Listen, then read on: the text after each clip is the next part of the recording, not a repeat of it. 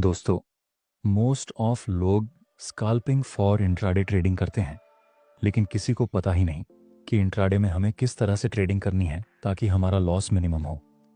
आज मैं आपको एक स्ट्रेटजी बताने वाला हूं जिसकी एक्यूरेसी काफ़ी अच्छी है, स्पेशली इंट्राडे ट्रेडिंग के लिए, और यही स्ट्रेटजी मैं खुद भी यूज़ करता हूं। बेसिकली इंट्राडे ट्रेडिंग में आप एक दिन में अपने पोजीशन को स्क्वायर ऑफ कर लेते हैं। एक ही दिन में आपको प्रॉफिट होगा या लॉस होगा, आपको दिन के एंड में एग्जिट करना पड़ेगा। इसलिए ज़रूरी रहता है कि आप ऐसे ट्रेड में एंट्री करें जिसमें मोमेंटम हो। अगर बाय चांस आपने ट्रेड लिया और उसी दिन मार्केट साइड वे हो जाए तो फिर आपको प्रॉफिट तो होगा नहीं। इसलिए हमारा सबसे पहला काम है कि हम मोमेंटम वाले ट्रेड को सिलेक्ट करें। लेकिन इस दिन मार्केट में मोमेंट आएगा या मार्केट साइडवे होगा, ये हमें कैसे पता चलेगा? डोंट वरी, इसका आंसर भी हम इस वीडियो में आगे बताएंगे। देखिए, इंट्राडे के लिए ज़रूरी रहता है कि आप कौन से टाइम फ्रेम में ट्रेड एग्जीक्यूट करते हैं। सपोज कि आपने एक 1 आवर के टाइम फ्रेम में ट्रेड लिया, आपका एनालिसिस भी सही था, मार्केट आपकी डायरेक्शन में भी गया, लेकिन दूसरे दिन तो फिर आपको प्रॉफिट नहीं होगा। टाइम फ्रेम यूज़ करने के लिए मैं आपको बेस्ट तरीका बताता हूँ, वह है बॉटम टू टॉप अप्रोच। कुछ लोग इसे टॉप टू बॉटम अप्रोच भी बोलते हैं। काफ़ी सारे लोग बॉटम टू टॉप को यूज़ नहीं करते, लेकिन आपको इसे यूज़ ज़रूर करना चाहिए।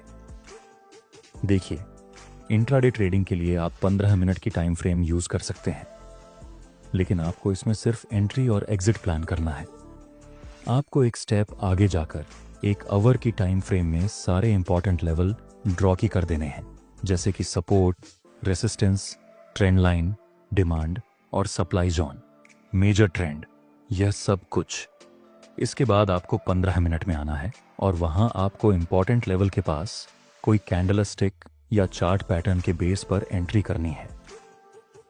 एंट्री और एग्जिट आप चाहे तो 5 मिनट के टाइम फ्रेम में भी कर सकते हैं, जिसमें आपको ज़्यादा रिस्क टू रिवॉर्ड रेशियो मिल सकता है।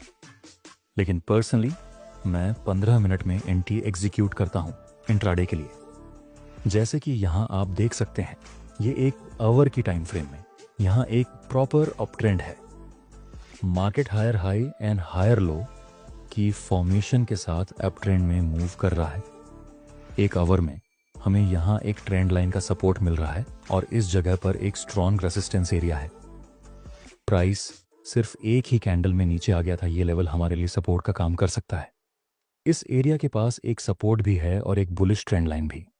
अगर मार्केट इस लेवल के पास कोई बुलिश कैंडल का सिग्नल देगा तो फिर हम बाय में एंट्री कर सकते हैं, लेकिन एंट्री हम 15 मिनट की टाइम फ्रेम में करेंगे। नेक्स्ट, हम छोटी टाइम फ्रेम में चेक करें तो हमें इस तरह का सेटअप देखने को मिलता है। अब क्या यहाँ मोमेंटम आएगा या मार्केट साइड में होगा, ये चेक करने के लिए हम बोलिंजर बैंड्स यूज करेंगे। जिनको बोलिंजर बैंड्स के बारे में पता नहीं, उनके लिए हम बेसिक आइडिया दे देते हैं। देखिए, जब बोलिंजर बैंड्स का अपर बैंड और लोअर बैंड बहुत नैरो हो जाए तो इसका मतलब मार्केट अभी साइडवे जोन में है होते हैं, और लोअर बैंड बहुत ही दूर हो जाते हैं। इसका मतलब कि मार्केट अब साइड वे हो चुका, और जब ये बैंड किसी एक डायरेक्शन में ब्लास्ट करेगा, ऊपर या नीचे, तो फिर जिस डायरेक्शन में ये बैंड वाइड होगा उस डायरेक्शन में मोमेंटम आने के चांस रहेंगे। चलिए, यहाँ हम बोलिंजर बैंड्स अप्लाई कर देंगे। आप देख सकते हैं इस लेवल के पास बोलिंजर बैंड्स बहुत ही नैरो था। उसके बाद ये बैंड्स ऊपर की डायरेक्शन में ब्लास्ट किया, मतलब कि अब अपसाइड की तरफ एक मोमेंटम मिल सकता है। एटलीस्ट हमें यहाँ साइडवे मार्केट का तो सामना नहीं करना पड़ेगा।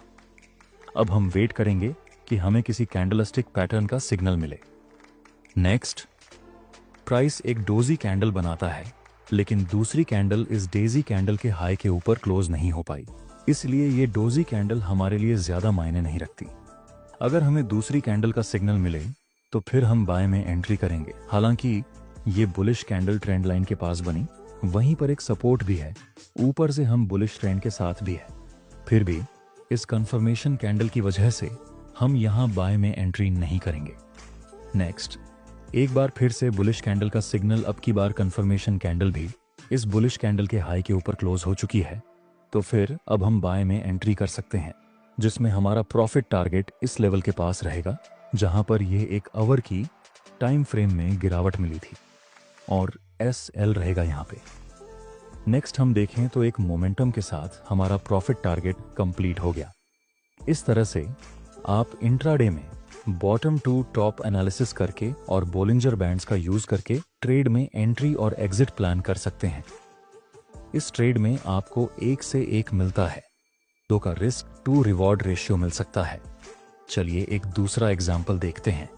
इस चार्ट को आप देखिए, यहां मार्केट इस सपोर्ट से बार बार ऊपर जा रहा था और इस रेसिस्टेंस से बार बार नीचे आ रहा था, मतलब साइडवे मार्केट।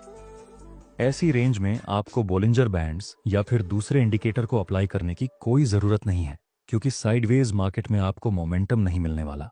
कुछ लोग साइडवे मार्केट में भी ट्रेड करते हैं, जैसे प्राइस जब सपोर्ट के पास बुलिश कैंडल बनाएगी तो बाय कर लेंगे, जब प्राइस रेसिस्टेंस के पास आए तो लोग सेल कर लेते हैं। लेकिन स्पेशली इंट्राडे ट्रेडिंग के लिए आप इस तरह से ट्रेडिंग नहीं कर सकते, क्योंकि इसमें आपको मोमेंटम के साथ काम करना पड़ता है। इसलिए इंट्राडे ट्रेडिंग में हम साइडवे मार्केट को अवॉइड करेंगे। नेक्स्ट एग्जांपल, यहां पर आप देख सकते हैं शुरुआत में price higher high and higher low की फॉर्मेशन के साथ ऊपर जा रहा था। 1 घंटे के टाइम फ्रेम में नेक्स्ट मार्केट इस सपोर्ट को ब्रेक कर देता है नीचे की तरफ। दोस्तों, सपोर्ट ब्रेक हो गया है तो हो सकता है ये अप ट्रेंड डाउन ट्रेंड में रिवर्स हो जाए। नेक्स्ट हम एक ट्रेंड लाइन ड्रॉ कर देंगे जो कि रेसिस्टेंस का काम करेगी और ये सपोर्ट भी आगे रेसिस्टेंस का काम करेगा। दोस्तों, इस चार्ट में हम टाइम फ्रेम को चेंज नहीं करेंगे। मैं आपको एक दूसरा इंपॉर्टेंट कॉन्सेप्ट भी समझाना चाहता हूं कि किस तरह से आपके लॉस होते हैं। इंट्राडे में नेक्स्ट प्राइस इस ट्रेंड लाइन के पास आता है और एक बियरिश और कंफर्मेशन कैंडल का निर्माण हुआ। यहां पर हम सेल में एंट्री कर सकते हैं और S.L रखेंगे। यहां पर इस कैंडल के हाई से थोड़ा ऊपर और प्रॉफिट टारगेट में हम इस सपोर्ट का यूज करेंगे। नेक्स्ट मार्केट नीचे गिर जाता है और हमारा प्रॉफिट टारगेट भी कंप्लीट हो गया। 1 से 3 का बड़ा प्रॉफिट मिला। लेकिन 1 मिनट, इस कैंडल को देखिए। बाय चांस आपने यहां SL को टाइट रखा होता तो डेफिनेटली आपका SL हिट हो जाता और आपको ये बड़ा प्रॉफिट नहीं मिलता। इंट्राडे ट्रेडिंग में स्टॉप हंटिंग बार बार होती रहती है। स्विंग ट्रेडिंग में भी स्टॉप लॉस हंटिंग होती है, लेकिन उतनी ज्यादा नहीं जितनी इंट्राडे ट्रेडिंग या स्कैल्पिंग ट्रेडिंग में होती है।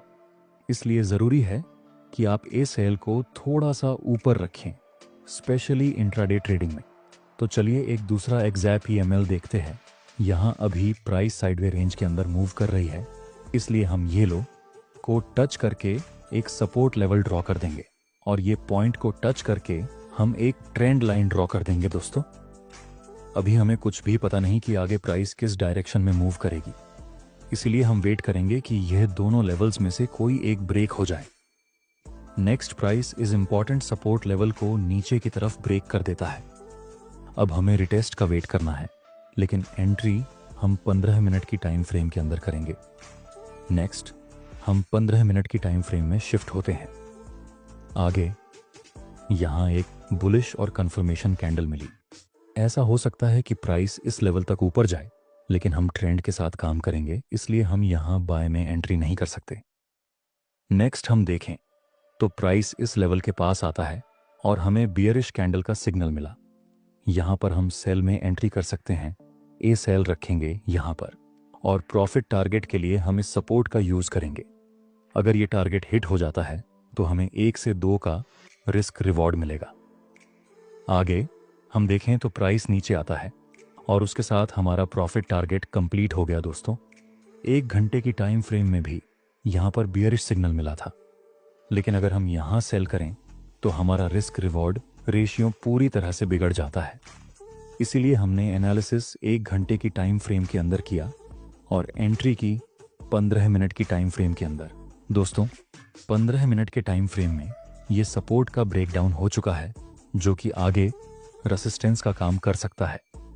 नेक्स्ट प्राइस थोड़ा सा नीचे आकर ऊपर जाता है और हमें फिर से एक बियरिश कैंडल का सिग्नल मिला। अगर हम यहां पर सेल में एंट्री करेंगे तो हमारा रिस्क रिवॉर्ड रेशो 1-2 का रहेगा।